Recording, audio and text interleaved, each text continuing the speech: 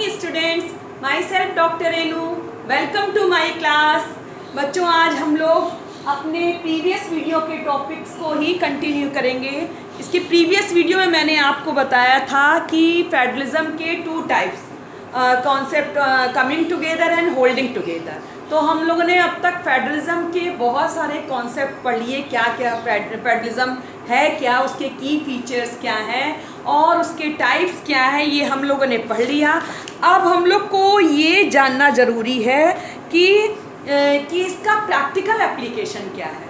जैसे समझ लीजिए कि हम लोग ने पढ़ाई की ली, डिग्री ले ली, लेकिन डिग्री का वास्तविक इम्पोर्टेंस तभी पता चलेगा जबकि हम उसको यूज़ करेंगे, कहीं उसका यूज़ करेंगे। तो इस तरीके से हमारा जो कॉन्स्टिट्यूशन है उसमें हमने फेडरलिज्म को समझ तो लिया है और उसे हम अप्लाई जब करेंगे तभी हमें सब वास्तविक रूप से समझ में आएगा कि फेडरलिज्म है क्या।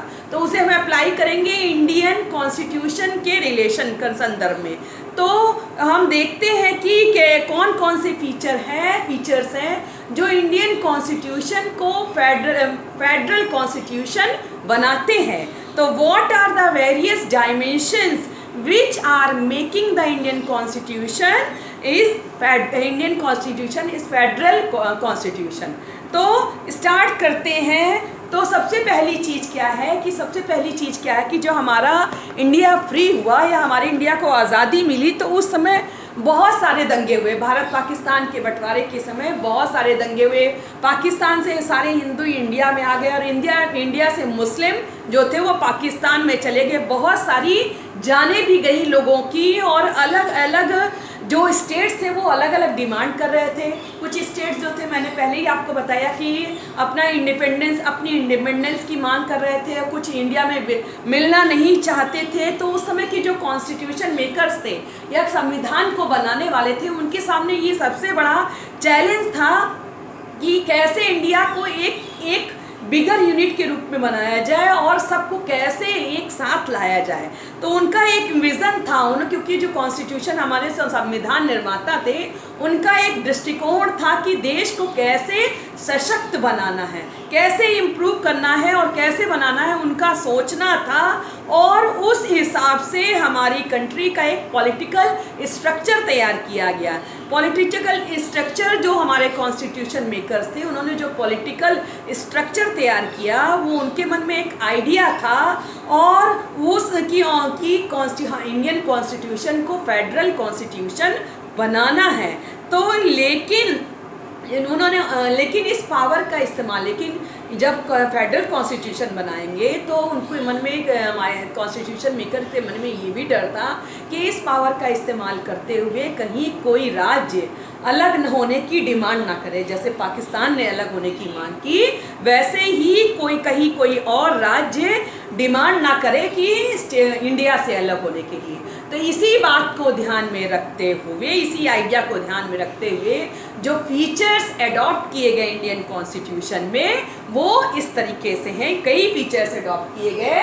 फर्स्ट फीचर ये है, constitution declared India as a union of state. The word federation is not used, but the Indian Union is based on the principle of federalism। हमारे संविधान में ये घोषित किया गया है कि भारत राज्यों का संघ है, यूनियन ऑफ स्टेट राज्यों का संघ है। लेकिन हमने ये कहीं भी फेडरेशन शब्द का इस्तेमाल नहीं किया है, कहीं भी फेडरेशन शब्द का यूज़ नहीं किया गया है हमारे कॉन्स्टिट्यूशन में। लेकिन फिर भी हमने फेडरलिज्म के प्रिंसिपल्स को एडॉप्ट किया है अपने कॉन्स्टिट्यूशन में। क्या प्रिंसिपल है, मैंने पहले ही फर्स्ट वीडियो में आपको डिक्लेयर किया था।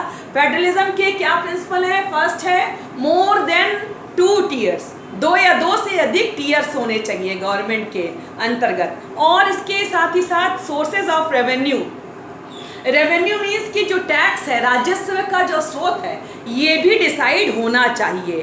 तो लेकिन हमने जो टर्म यूज़ किया है वो यूनियन ऑफ स्टेट्स, अर्थात राज्यों का संघ। इसका मतलब ये है कि हम राज्यों को ये बता दें कि राज्य जो है वो राज्यों से इंडिया नहीं बना है, इंडिया से राज्य बने हैं। मतलब कि राज्यों को इंडिया की इम्पोर्टेंस को बताना है। कहीं उनको ये गलतफहमी ना हो जाए कि हम फ्री हो सकते हैं, इंडिपेंडेंस हो सकते हैं। तो इसलिए राज्यों को भी एक रियलिटी उनको बतानी थी कि जो स्टेट है वो इंडिया से बने हैं, इंडिया स्टेट से नहीं बना है। तो इस तरीके से हम देखते हैं कि एक यूनिटरी ब्लेंड मिलता है, यूनिटरी के साथ साथ फेडरलिज्म भी भारतीय कॉन्स्टिट्यूशन में मिलता है। तो अब हम देखते हैं क्या है 3 tiers of government, central, state and local. Government के 3 tiers होने चाहिए, सेंट्रल, स्टेट एंड लोकल। जब हमारी इंडिया फ्री हुई थी, फ्रीडम मिला था, आज़ाद हुई थी, तो उस समय केवल 2 tiers ही थे। लेकिन 1992 में कॉन्स्टिट्यूशन को अमेंडमेंट करके तीसरा टियर लाया गया, जो पंचायती राज्य कहलाया, लोकल कहलाया, जो अर्बन एरियाज में म्यूनिसिपैलिटी और गांव में पंचायती राज कहलाया। Each tier of third point है, थर्ड फीचर है, each tiers of government has its own jurisdiction specified in constitution. जो गवर्नमेंट के हर टियर्स हैं, हर लेवल्स हैं, उनके अपने कुछ दायरे हैं, उनसे आगे वो नहीं जा सकते। इसका उल्लेख हमारे संविधान में या कॉन्स्टिट्यूशन में किया गया है। अब वो ज्यूरिसडिक्शन क्या है, वो ये 3 लिस्ट के रूप में आपके सामने है। तो 3 लिस्ट है, जिसमें कि union list, state list and concurrent list, जो कि हर एक टियर के गवर्नमेंट की लिमिटेशन को डिस्क्राइब करती है। अब हमारी फर्स्ट लिस्ट है यूनियन लिस्ट। यूनियन लिस्ट में इसमें प्रेजेंट टाइम में 97 सब्जेक्ट है। यूनियन लिस्ट का मतलब है कि ऐसी लिस्ट की ऐसे सब्जेक्ट, इसके अंतर्गत ऐसे सब्जेक्ट आते हैं, टॉपिक्स आते हैं, जिन पर केवल सेंट्रल गवर्नमेंट ही लॉ बना सकती है, कानून बना सकती है। Include subject of national importance, और वो सब्जेक्ट ऐसे होते हैं कि जो राष्ट्रीय महत्व के होते हैं, जैसे डिफेंस, रक्षा, फॉरेन अफेयर, विदेश संबंधी मामले, बैंकिंग, करेंसी, मुद्रा और कम्युनिकेशन। ये सारे जो टॉपिक है, इन पर केवल सेंट्रल गवर्नमेंट ही लॉ बना सकती है। Union government alone make law on them, इन सब पर यूनियन गवर्नमेंट ही लॉ बना सकती है। सेकंड है स्टेट लिस्ट। स्टेट लिस्ट में इसमें प्रेजेंट टाइम में 66 सब्जेक्ट हैं। 6 contain subject of the state and local importance. इसमें स्टेट लिस्ट, जैसा कि इसके राज्य नाम से स्पष्ट है कि इसमें ऐसे सब्जेक्ट आते हैं कि जो राज्य के लिए इम्पोर्टेंस होते हैं, राज्य और स्थानीय स्तर पर इम्पोर्टेंट होते हैं, जैसे पुलिस, ट्रेड, व्यापार, कॉमर्स, एग्रीकल्चर, खेती और irrigation. State government alone make law on them. State government या राज्य सरकार ही केवल इन पर नियम बना सकती है। थर्ड है कॉन्करेंट लिस्ट। इसमें प्रेजेंट टाइम में 47 सब्जेक्ट हैं।